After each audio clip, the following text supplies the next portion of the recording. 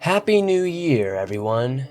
I hope you guys had a great holiday season, and hope you guys are ready to tackle 2019 with me.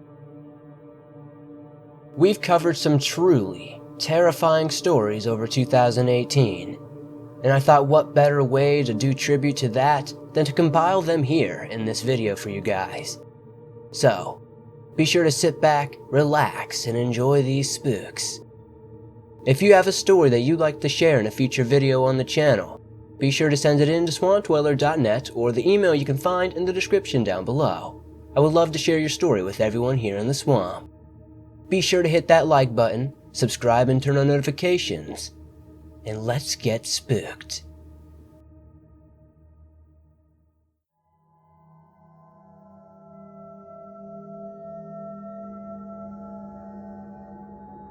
When I bought this property a couple of years ago, one of the main selling points was the woods.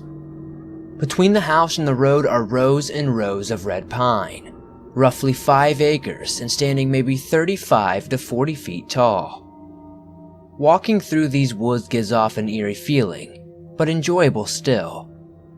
The ground covered by many thick needles giving off a spring step when trekking through. Behind the home are more of a wild side landscape with many different trees, a creek, and a winding path that's just wide enough for a small utility vehicle. These woods, the kids and I enjoyed most. We have done a few projects such as build a small wooden bridge to get to the other side of the creek. We made a rope swing, and they all have their own battery-operated vehicles to drive the path if they wanted to. One thing we did do last year looking back is we found a huge pile of rocks in the middle of nowhere.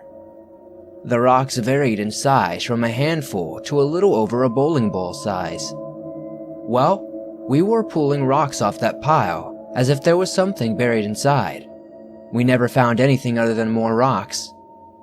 The pile of rocks is maybe 10 feet long, 8 feet wide, and maybe 3 feet tall.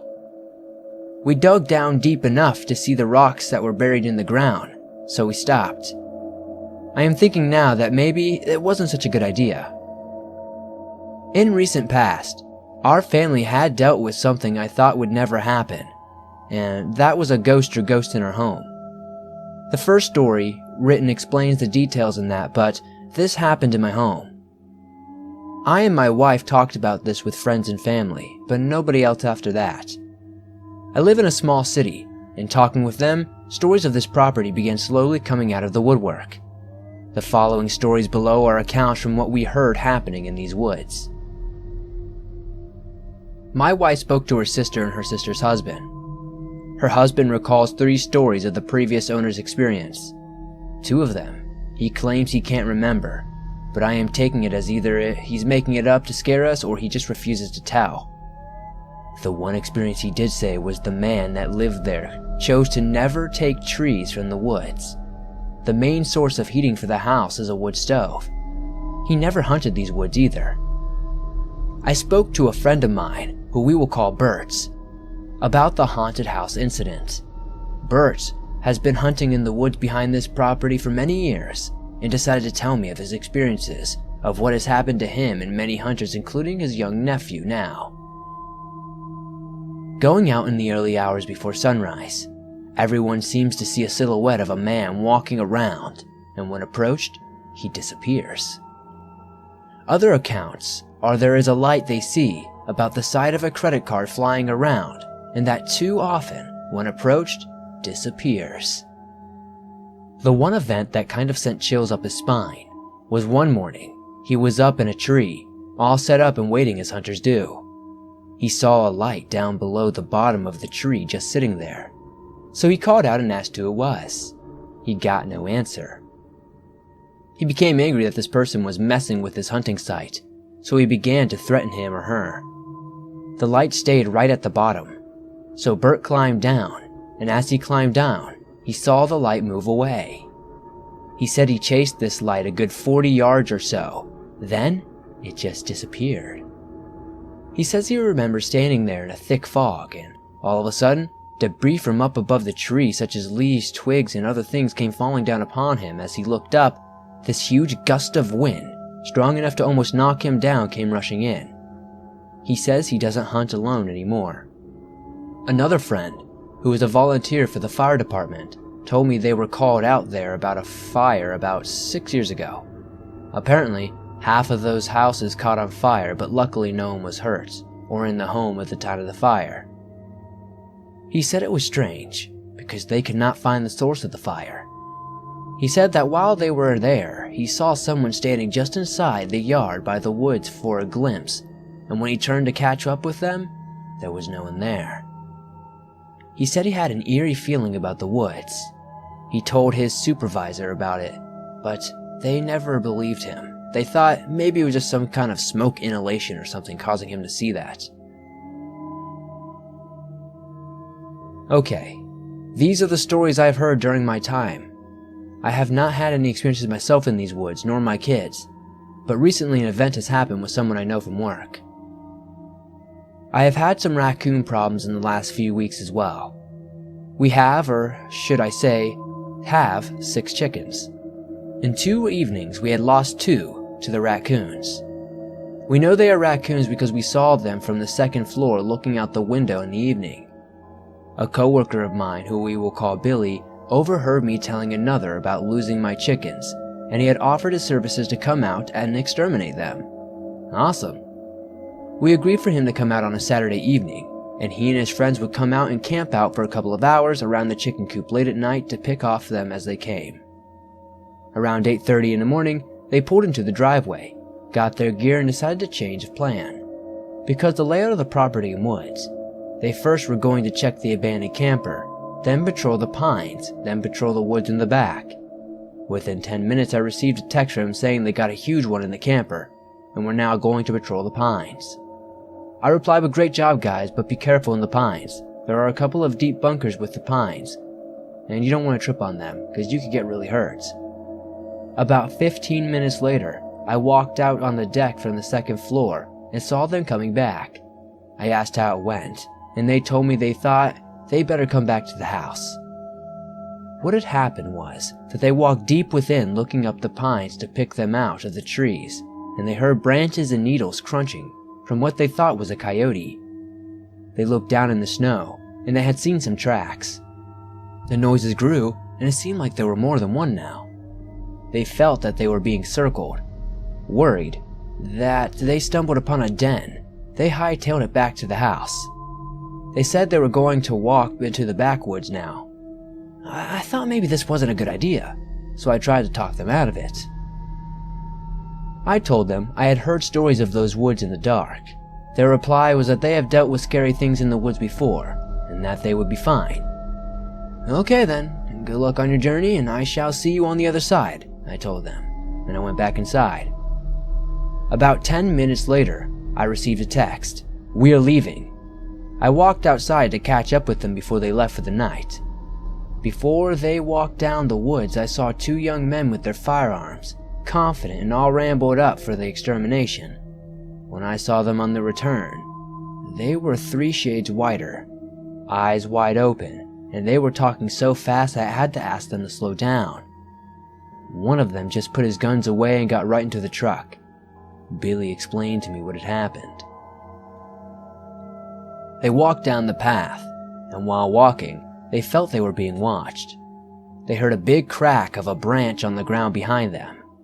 They quickly turned around and flashed their spotlight and saw nothing. No noise of an animal running away, no broken branches, just nothing. They continued down the path, and about midway, Billy saw what had looked like a glowing white blob, he says, roughly about 5 feet tall and hovering. They flashed a light on it, and it looked like it moved so fast it was a blur and disappeared. Talking to each other, asking if they saw it, and just then the branches and twigs crunched behind them. The others saw it again, and as they flashed the light, again it disappeared. This happened 2 more times, each time appearing to get closer and closer. It was messing with them, appearing behind them. This was when I received the text, and they ran back to the house. Billy told this story to many coworkers at my place of employment, and of course he got a hard time for it. No one believes his story nor mine of the house, and that's okay. There are now 3 guys at work who are planning on walking the woods to debunk his story. I am unsure if this is a good idea or not, but I am leaning towards letting them. Yesterday, I had told a friend online about what's going on in the woods. She told me it may sound crazy, but she may have an idea what it is. She is into fae lore. She told me it sounds like a dark fairy.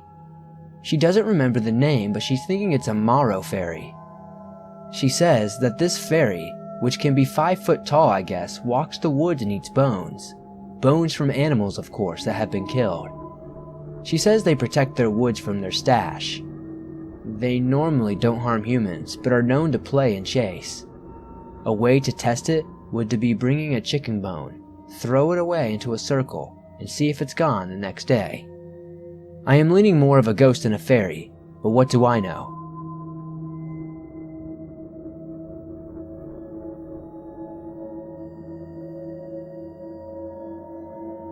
My life in the rural Midwest has always been pretty mundane. I've always enjoyed being in and around the woods, hills, and rivers. Most of the friends I have today, many years later, are thanks to that.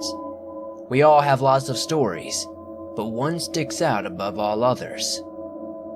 A friend and I had set up camp in the woods along the Illinois River, many miles from the nearest town, which had maybe 1,000 people in it. We sat by the fire, tucking on a bottle of lemonade, vodka, and laughing, and attempting to catch and release small catfish while preparing to sleep because we had planned to leave early the following morning. Eventually, we hear the inevitable sounds of branches and slow crunching footsteps. We joke about it and remember a story passed around by the locals about a high school teacher who was approached by a panther while in the woods taking samples for her upcoming class. However, this particular part of Illinois is too north to see mountain lions or similar large cats, so we didn't worry much about it. The time comes for us to call it a night. We bucket some water on the fire and head into the shelter. Only a few moments pass before we hear it. A rumbling noise, similar to a growling. It isn't necessarily feline, but it's obviously very close and somewhat terrifying. Eventually we devised a plan. Stay together, exit the shelter with our sleeping bags spread out around our upper bodies to appear larger than we actually were, weapons in hand. We shine all of our lights around and shout and kick and throw things. Almost immediately, we watched a very large cat leap from a low branch and lower itself into the weeds. We continued to shine our lights in that direction, but didn't see any sign of it. All those sounds of something moving slowly could still be heard nearby. We decided to relight the fire and stay awake until sunup, watching and listening for any signs of it. The sounds subsided after a while, and eventually the sun began to rise. We took down our makeshift shelter, gathered our backpacks, and walked towards the nearest tree line exit before continuing our journey. We both looked back at that day, wondering if we would have died if we were not well prepared.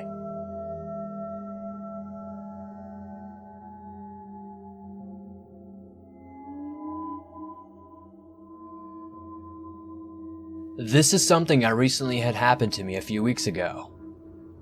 I have more encounters while hunting, but I will share those another time if this goes alright. They're a bit longer and more strange. I am from southwest Georgia and live right on the Georgia-Alabama line. I was riding dirt roads one night with my friend and her younger sister. We were fishing earlier that evening and didn't have any luck, so we decided to get some beer and go for a ride. On into the night, after riding dirt roads in between Lumpkin and Georgetown, we went to a spot I know pretty well. That was a swamp off the side of the dirt road. So we get out and decide to chill for a little while. About 30 minutes pass and I decide to walk down a little ways into the water and cast out my pole with some stank bait on it. My friend is behind me, standing beside the truck with her sister in the back seat. And for a few minutes, no one is talking and no music is playing. Then, all of a sudden, out of nowhere, my friend screams. And not just a scream, but a horror movie type bloody murder scream. Like it scares the living shit out of me, and I think someone just died type of scream. I go from complete and relaxing silence in the middle of a swamp in Georgia to a scream. It'll scare you, and I don't care who you are. So I turn around and I yell, "What's wrong?" And as soon as I said that, something ran past me into the water. Keep in mind it is completely dark and my spotlight is in the truck. This thing, I don't know what it was, ran by me on 2 legs. It did not make one sound until it hit the water. It goes off into the water and it sounded heavy, and then all of a sudden, nothing. As if it either flew away, as silly as it may sound, or it went underwater. Because the noise stopped out in the middle of the swamp. It was moving so fast, if it would have hit the woods, I feel like I would have heard something compared to it running on the clay. Now, all of this happened within a time frame of like 3 to 7 seconds. But, in my mind, this was all slow motion. I walked up to my friend and her little sister jumps out of my truck and is standing beside me. I asked what the hell happened, and they have no idea. But my friend said she looked over from her phone and saw something standing beside her, and she never heard a single thing walk up to her. Her little sister was on the other side of the back seat, and when she looked out the window, she said she saw a gray ear, but didn't say anything because she thought I was playing a joke or something on them. Putting the two together, the creature stood beside my friend and never made a sound for about 5 minutes until she screamed. All 3 of us confirmed it was on 2 legs. I've hunted here my whole life. It wasn't a deer for obvious reasons. It wasn't a coyote because it was too short. It wasn't a hog. It wasn't a deer. So, what could it have been? It obviously wasn't a small animal like a raccoon or a opossum. We don't have bears in South Georgia either. So I can honestly say, and even after asking people's opinions, from my 25 years of being on this earth, I have no idea what walked up on us that night in the woods.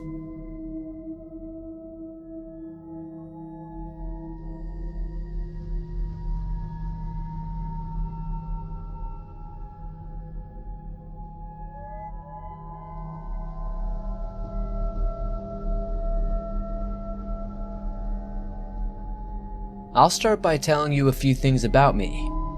I'm 18 years old and live in northern Canada, in 2 different homes. One is with my father, who lives right in the middle of 222 acres of woods. We've got but a single neighbor, who is situated about 1 kilometer away. My second home is with my mother. She lives on the edge of a city, close to the woods, and the main shopping center. The story is split into 3 parts, and believe me, it may sound crazy, but I swear, all of this is true. The first part of the story starts at my father's house. I'd often go for walks in the woods. It was peaceful and quiet. I'd always bring my 3 dogs for protection, a German Shepherd and 2 Australian Shepherds. Nothing ever happened in the woods. There was the occasional sighting of bears and we found quite a few lynx tracks, but nothing out of the ordinary. Until something started watching me from the woods. A black figure of sorts. At first, I thought it was just my paranoid mind playing tricks on me, so I shrugged it off. A few days passed since I first felt the strange watching presence. It was a cold day out. The sun was gone and the wind came from the north, making it even colder. It was around noon, and it was time for me to bring the dogs out for a walk. I brought them down to the road that leads to my house.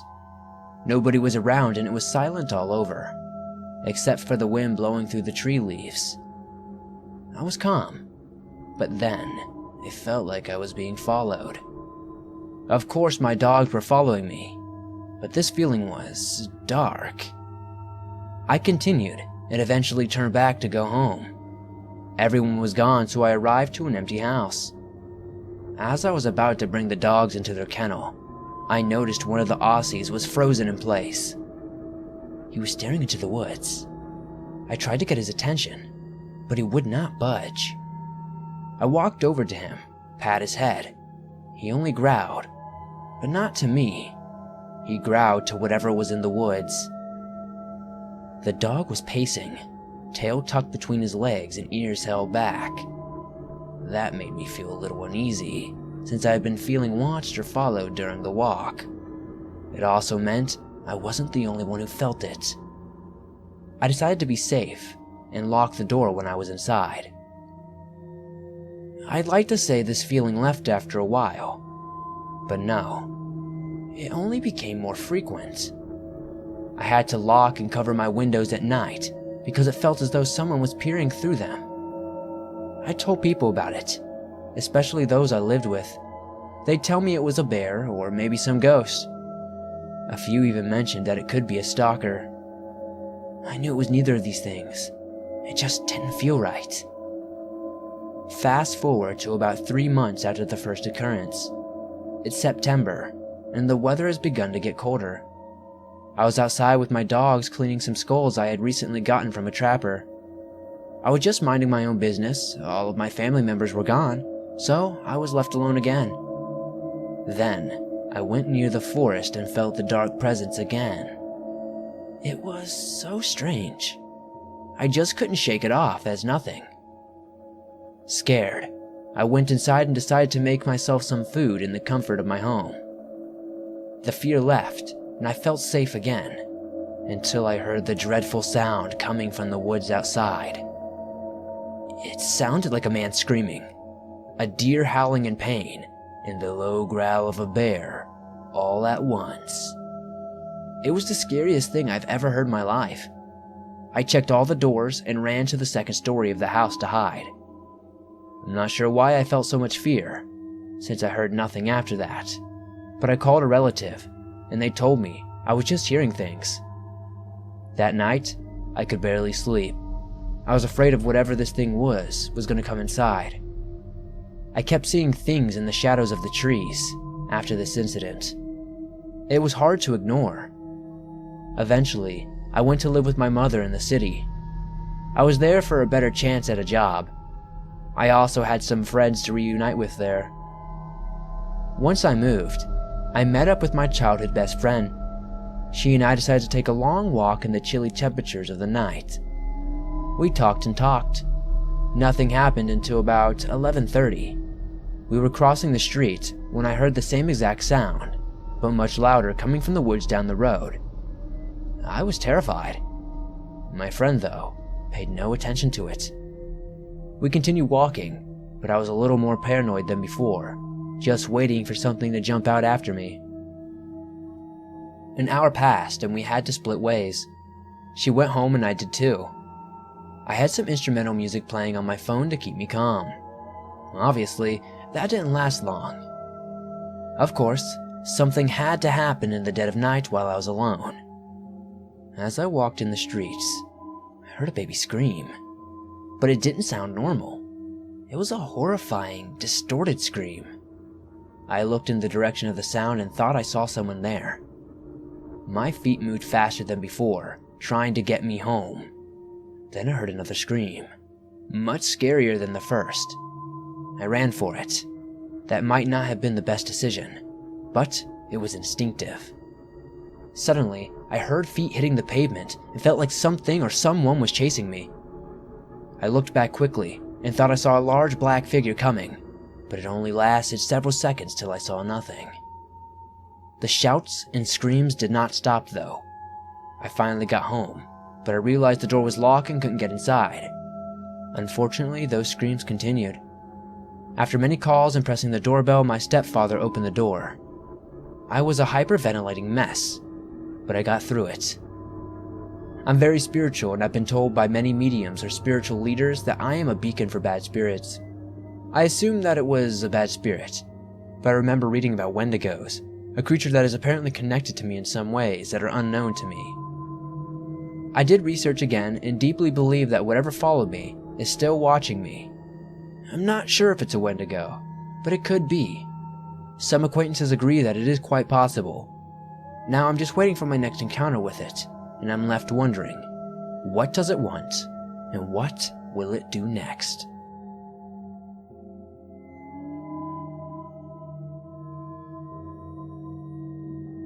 This happened on the 30th of December, 2013, during the hours of 2:30 a.m. and 4 a.m.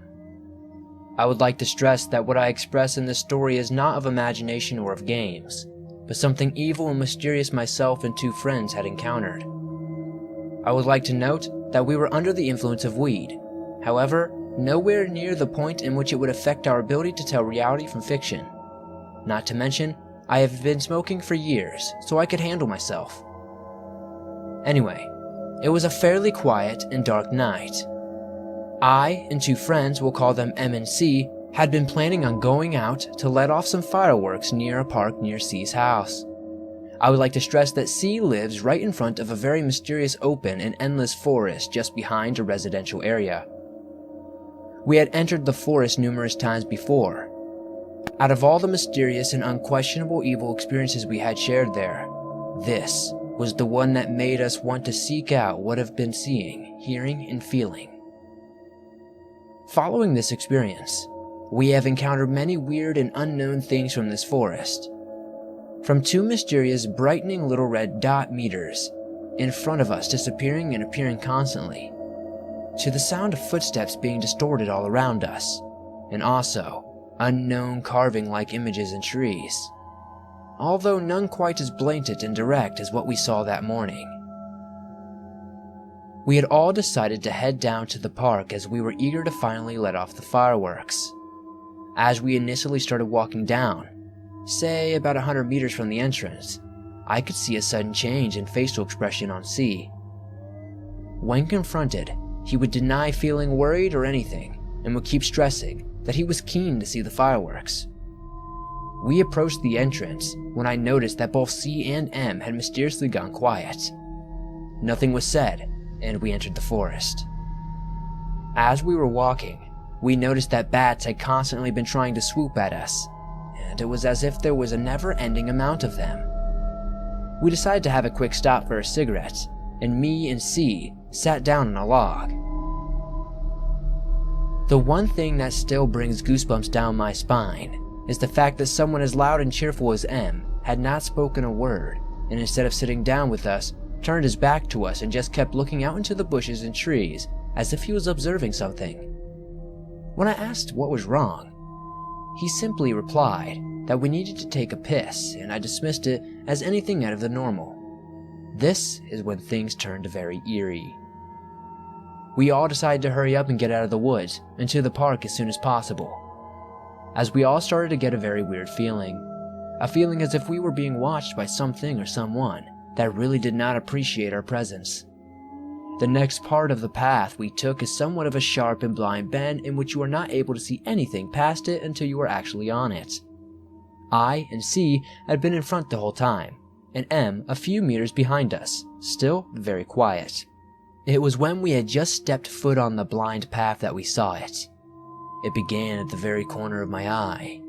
A blinding, bright light appeared which lasted a split second, as if it was diminishing. The face and outline of something or someone appeared merely a meter in front of us. At this moment, not one word was said. Instead, all three of us were frozen in shock.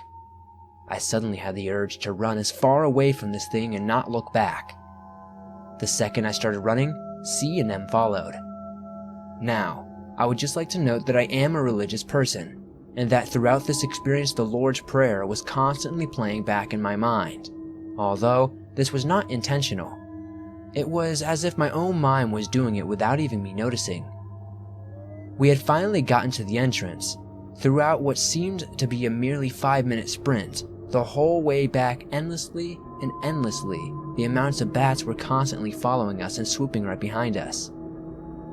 It was when we exited, and all tried to regain our thoughts and breath, that I saw the absolute look of fear on C and M's face. I'm not denying that I hadn't just gone through one of the most terrifying experiences in my life, but the look I seen on specifically C's face was something I cannot explain with words. We all finally decided to walk away from the forest along the outskirts path and find a suitable quick area we could let off the fireworks and go back home. These next experiences are what solidified to us that what we saw was no mere illusion. Something was following us and wanted us far away from there. After 10 or so minutes following the path, we found a spot. As I was walking down towards it, I felt a sudden pull as if something was making or wanting me to follow the direction into the woods. This was quickly dismissed and ignored. This is our last mysterious experience of the night before we decided to leave. As I and M were sitting down ready to light the fireworks, we noticed C standing near a meter or so behind us.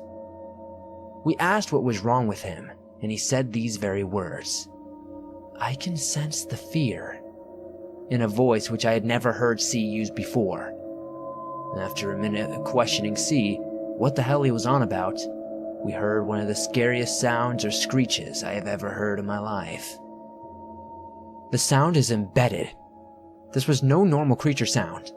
In fact, there was absolutely nothing behind us, as we were in an illuminated area and had clear vision all around us. The sound of a grunt, an angry growl, and loud and irregular breathing patterns could be heard all around us. Quite frankly, I'll cut the bullshit. It sounded like a demon. It was from then we all had enough and rushed back home. None of us have been able to get our heads around this experience. Back home, he said that he felt a genuine presence of evil, and that when we were standing up, when he had been sitting down, he had seen a large black figure in the distance. We stayed up the whole remainder of the morning, trying to figure out what it was, when ultimately, it was denounced as an evil mystery.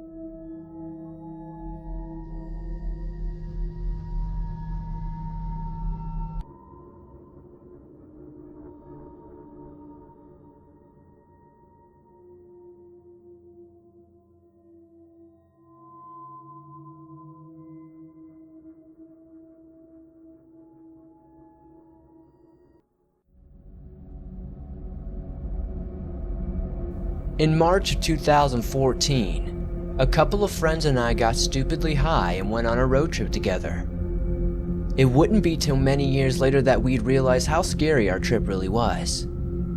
My friends, who I'll refer to as Steve and Karen from this point, had recently started a band and were road tripping together to each of our gigs.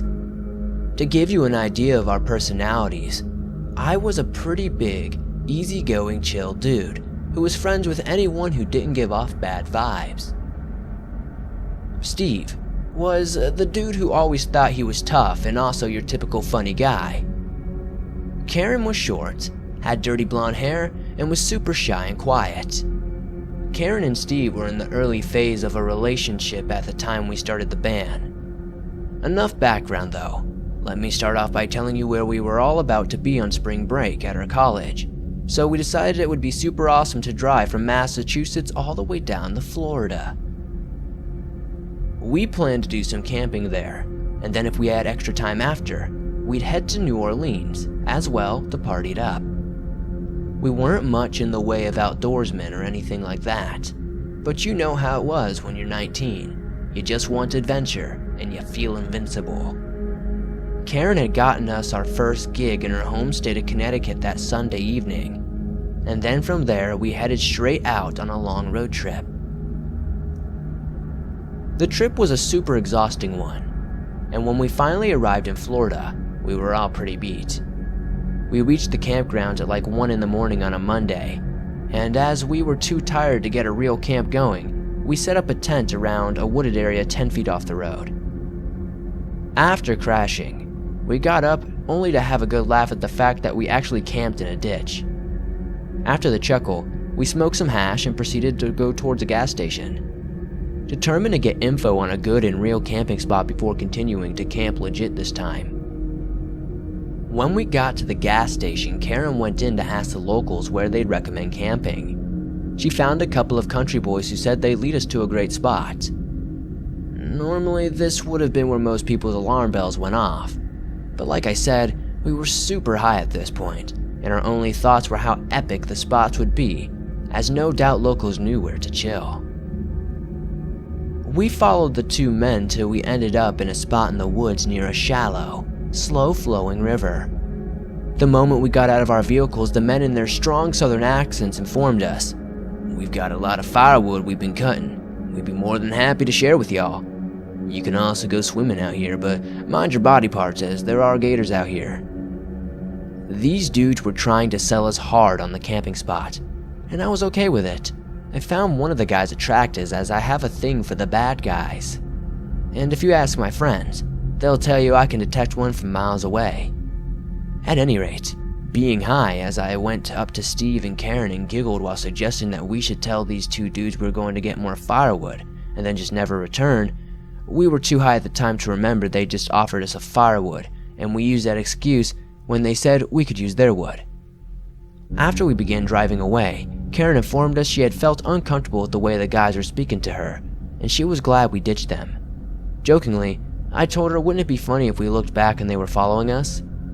Karen smacked me and told me I shouldn't even joke like that, but being totally out of it, I looked back anyway. To our surprise, there was the old beat-up pickup truck following us.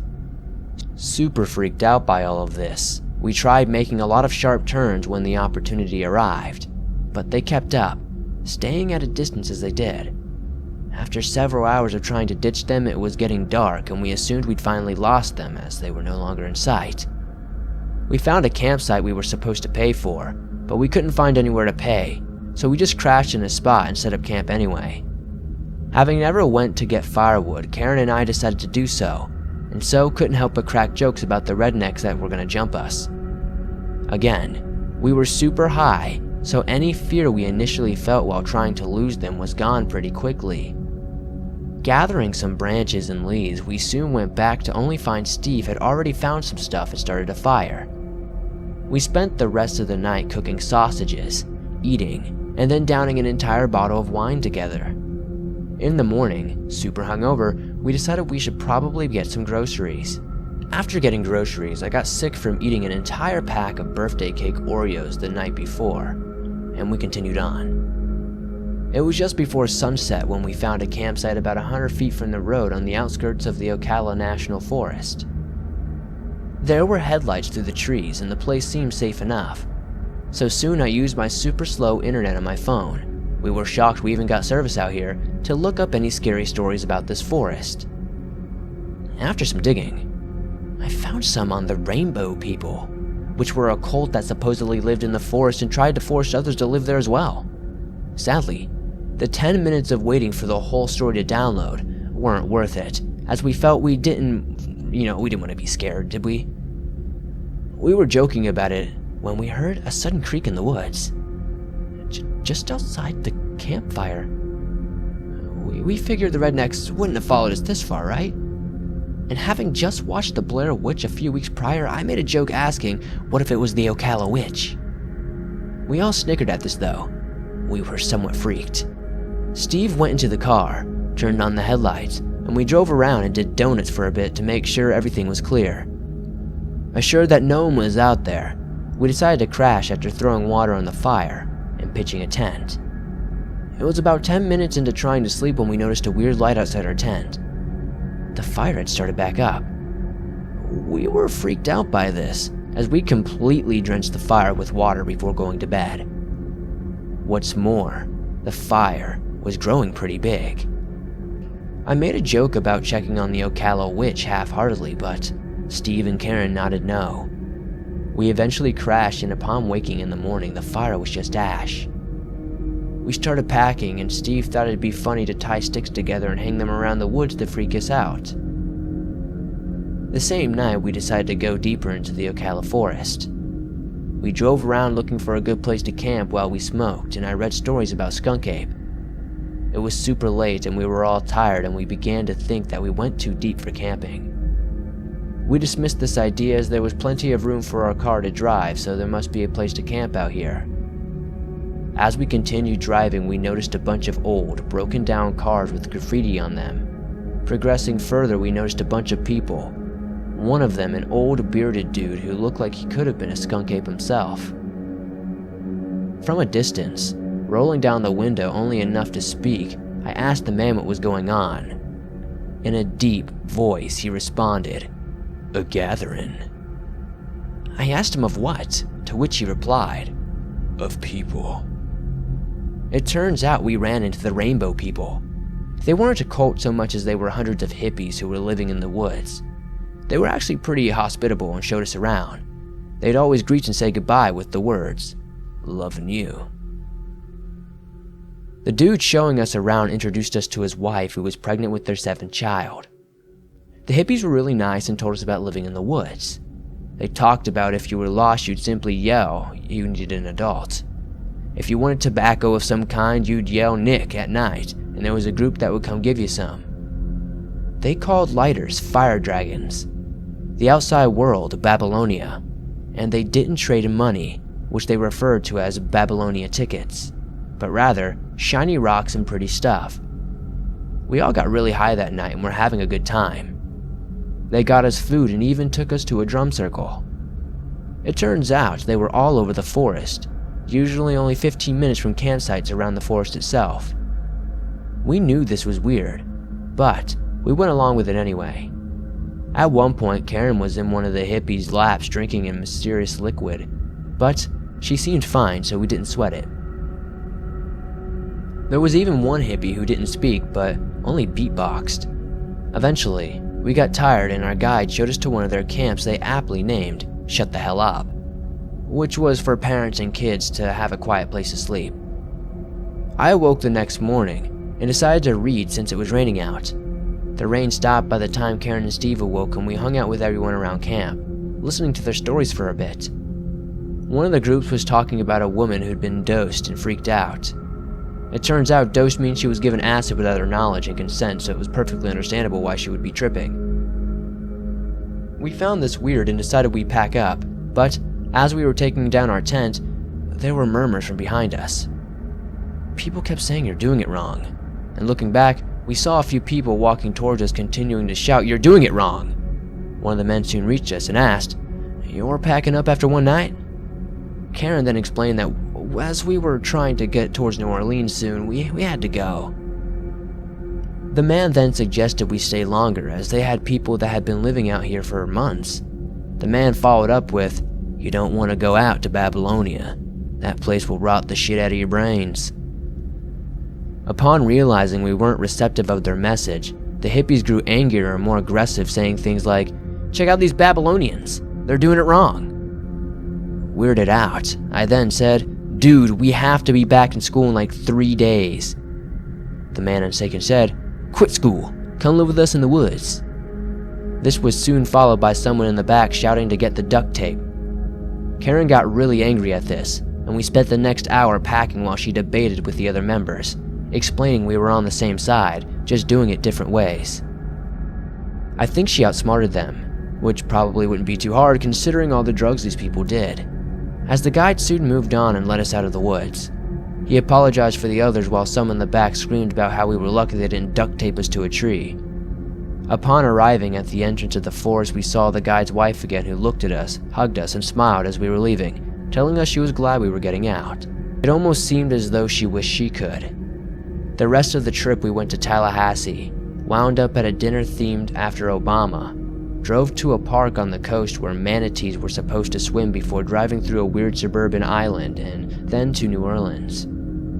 We didn't find anywhere to camp since New Orleans is a city. Well, really didn't think that one out, huh? But eventually, we found a grassy area between a stadium and its parking area. It was cold out, and I wanted to sleep in the van, but Steve insisted on making a tent, as she was in a relationship with him. Karen went to the tent to sleep with him. We were awoken to the sound of my car alarm going off as someone was banging on the car window. It was cops. They asked us where the keys to shut the alarm off were, and I told them it was 10 feet away, near the tent. Karen and Steven had been awoken and came out with knives only to realize it was the cops, so they kept the knives hidden. The cops asked what we were doing, and we explained to them that we were college kids road tripping for spring break and camping all over. The cops told me I could stay in the van for the night, and Karen and Steven could stay in the tent if we stayed put. I'm a young black man, and I'd heard nothing but stories about police brutality on Tumblr, so it being New Orleans, I freaked out, thinking irrationally, I realize now, that they were just separating us so they could kill us later. As it turned out, that's not what they were doing at all. They checked our IDs and they just wanted to make sure we were safe. The remainder of the trip was completely uneventful, which we were grateful for. It wasn't until years later, while high, we reminisced about the events of the trip. It was then we realized how lucky we actually were. We were in a seriously dangerous situation with that cult in the woods, also with those country boys. We were so lucky to have made it out of those situations. The only reason we hadn't felt as in danger at the time was because we were high most of the trip. It's funny now, but it's a good warning to be safe when traveling.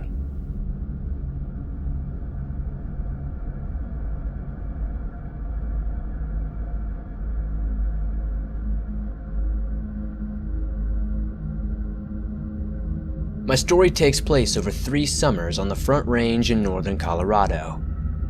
I grew up camping in our family spot, a place called the Neverwinter Wilderness, which was full of ghost towns and creepy abandoned mines.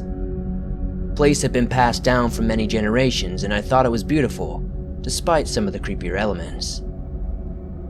When I turned 15, I got my permit and felt grateful to be able to go to my family's lands and explore unsupervised.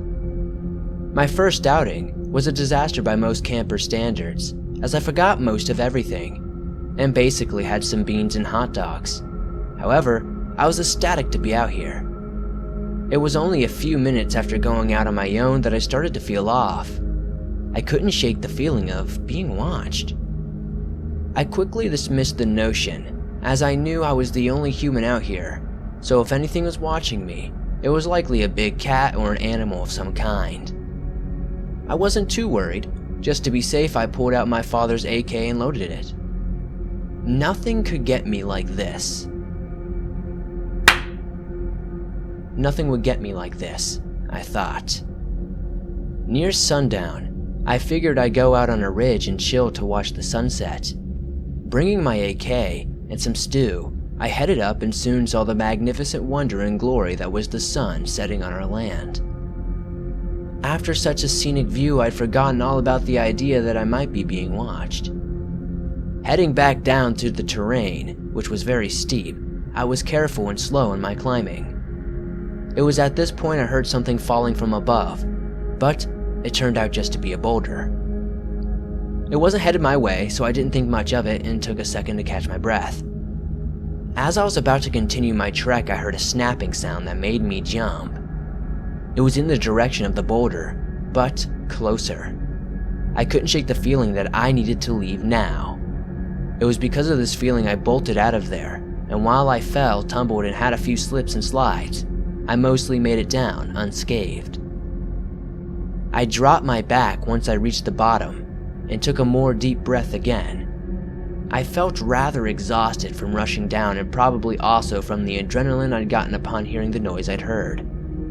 Suddenly, I feel dizzy as I sit up on my truck, trying to get my bearings.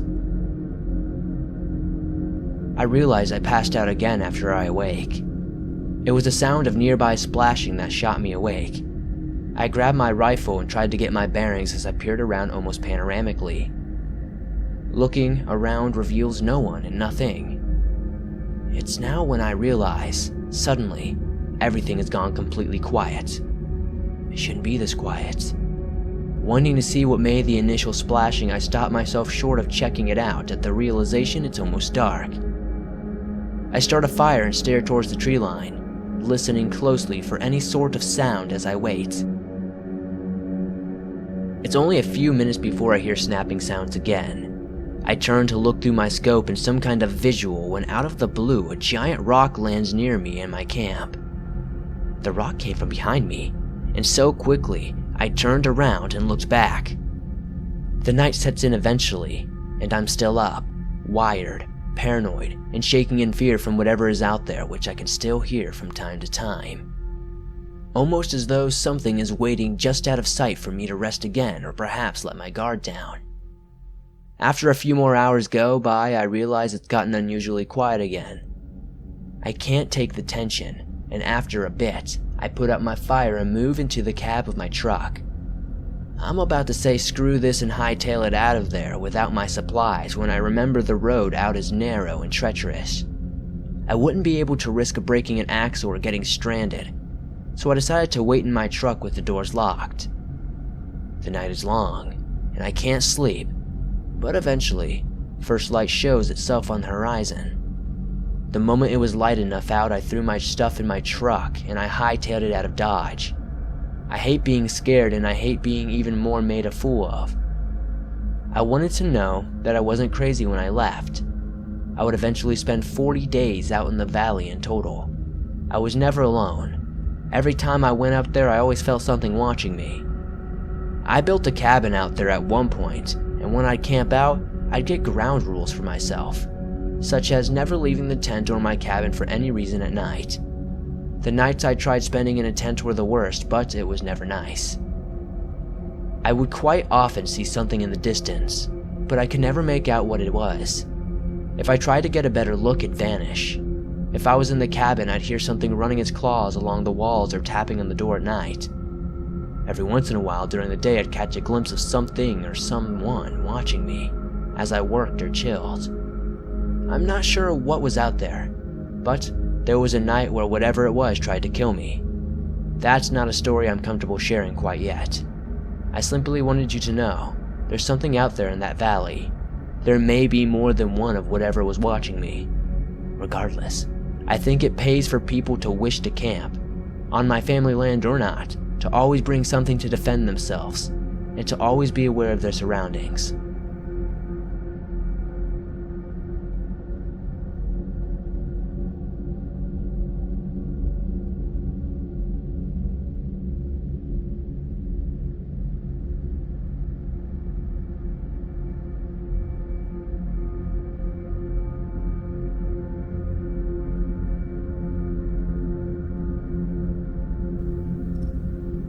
My story takes place a couple of years ago when I went on vacation with my friend Sarah and her family. I'm originally from Texas, but the events mentioned occurred in Tennessee. Sarah's family and I went on a road trip for the summer, and all was going pretty awesomely. On the second day of the trip, Sarah's mom allowed Sarah and I to go ziplining by ourselves. When we arrived at the spot we were supposed to go ziplining, we saw a bunch of people from all age ranges, ready to do the same thing. The instructor began lining us up and dividing us by van numbers, as our group was big enough to warrant several vans taking us to the spot where we'd be ziplining.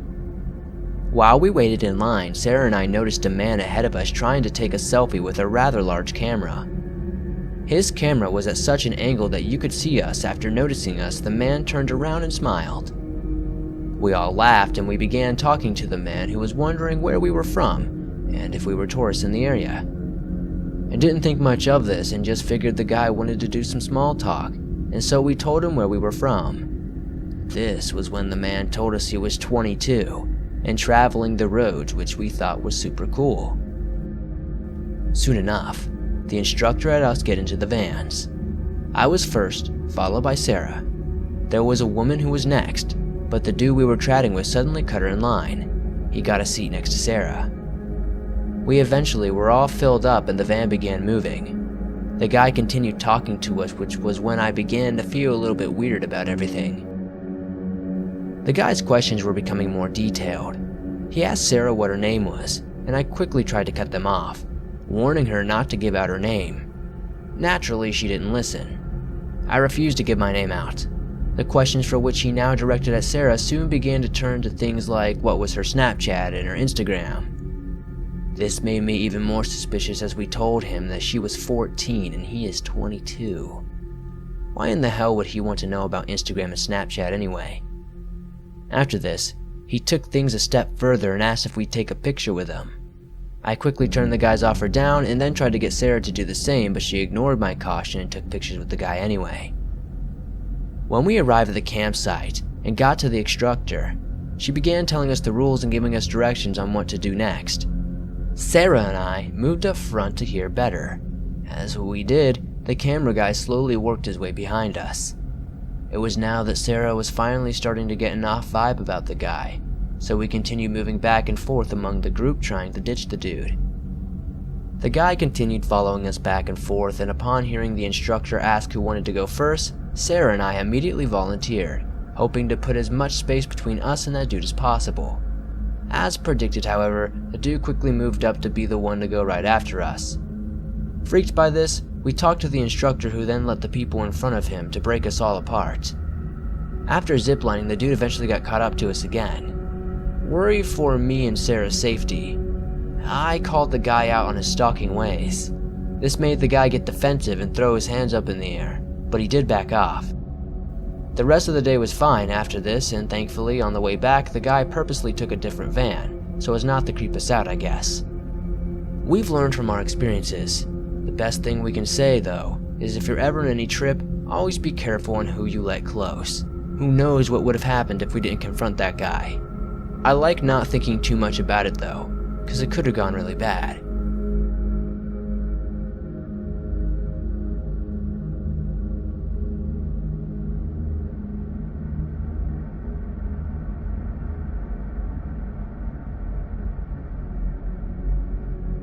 When I was 8, my best friend invited me to go with her camping along with her family. We've lived on the same street and still do to this day, and have known each other since we were like 2 years old or something. Desperate to get out of the house, I decided to go along. We arrived at camp around 10 at night and thought it'd be fun to try to scare people. We hid in the bushes and would jump out scaring, but also making people laugh at how cute we were for doing so.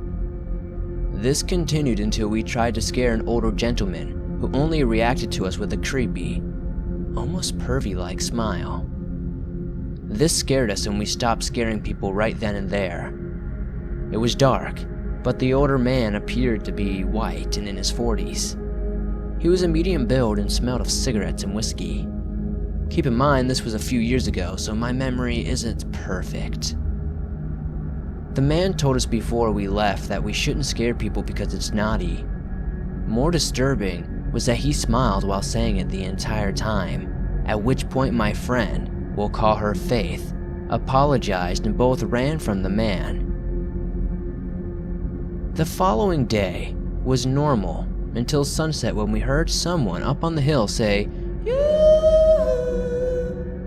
Looking up, I saw no one initially and immediately yelled it back. That was when I saw the man from the night before heading down the hill towards us. I had such a good day at this point. I wasn't afraid and waited for the man to come down. This was when the man asked where our parents were. Faith told him they were at the campsite. The man gave a creepy smile and said he should walk us back as it was getting late, at which point we shot down the offer, saying it was pretty far.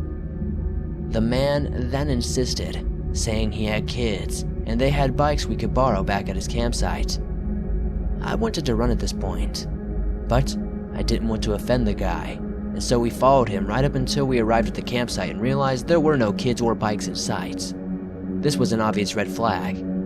The man told us to wait here while he gets something from his trailer, at which point he went inside. Afraid, I tell Faith we can't outrun him, so we need to hide. We immediately dart over to some bushes and do just that. The man comes out of his trailer, and when he does, he isn't holding a bike. He is holding a roll of duct tape in his hands. This terrified us. I'd seen too many crime shows where people get murdered from doing stupid things like we just did. The man who previously had a creepy grin now was scowling in rage and looked for Faith and I. He does this for quite a while before giving up and going inside. The instant the man went inside his trailer, we turned and ran. We didn't stop until we got back to our campsite. When we finally arrived, we were exhausted and went to sleep, too afraid to tell Faith's parents anything. We eventually brought it up a couple days later, but nothing came of it except for the reoccurring nightmares I have to this day.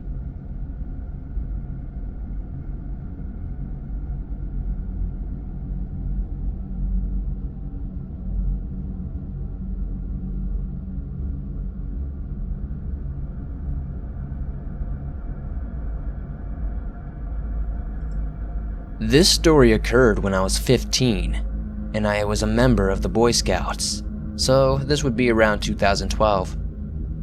My troop got together and decided to go camping for the weekend, something we did fairly often. The camp we chose didn't have many people or cars around and was rather secluded. Having no worry of other campers in the area, we made a giant campfire and had a late night. When our campfire finally died out, we we went to our tents to get some much needed rest. Strangely, this night, I was unable to sleep because I was just laying there for some reason. I was listening to the sounds of nature around my tent, hoping to fall asleep. It was right when I was dozing off that I heard something near our campsite. There was a very loud rustling in the forest that was quickly making its way towards our campsite. After a minute of movement, I heard something stop about 7 or so feet away from my tent, before suddenly darting off into the forest. My mind racing and paralyzed by fear, I was scrambling to think of what could have been at the campsite. In time, my brain rationalized it was probably one of the adults checking on us, and as such, I relaxed for a little bit, listening to the sound slowly move off into the distance. It wasn't long after this that I crashed. It was some time late in the middle of the night when I noticed once again that I awoke to something wandering around our camp. It was close, but eventually it went off towards the same direction as the noise did the previous time. Too curious for my own good, I looked out the mesh window of my tent. It was then that I froze in terror. There was a huge, black figure standing near the tent that was way too large to be any of the other scouts. It had no flashlight and just stood there menacingly, looking around the camp. I tried to calm myself as I watched the figure unzip another tent, seemingly peering in before a high-pitched scream was heard. This immediately woke everyone else up, who started coming out of their tents and freaking out. The figure itself darted into the forest, never to be seen again. The adults soon checked on us, and when questioned, many of the other boys mentioned a figure that looked like it could have been a man wearing dark clothing. Unfortunately, though, none of us could get a good enough view to be sure. The other scouts also mentioned hearing the rustling in the grass. Disturbed at this news, we were all moved to the adult campsite, where they all slept in shifts, watching in case this creeper returned. The following morning, we left after our chaperones alerted the park rangers and sheriff. We never returned to that site, and from what I understand, they never found the guy that was lurking in our camp, if it was a guy at all.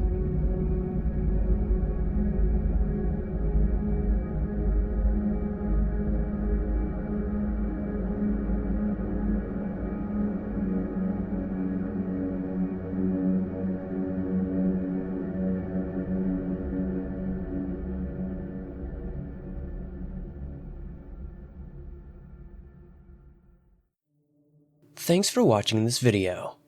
If you enjoyed it, be sure to hit that like button as it helps me out a ton. If you're new to the swamp, why not subscribe and turn on notifications to never miss a new video, as I upload them almost every single day on all things natural and supernatural. I really appreciate all of your support over this year.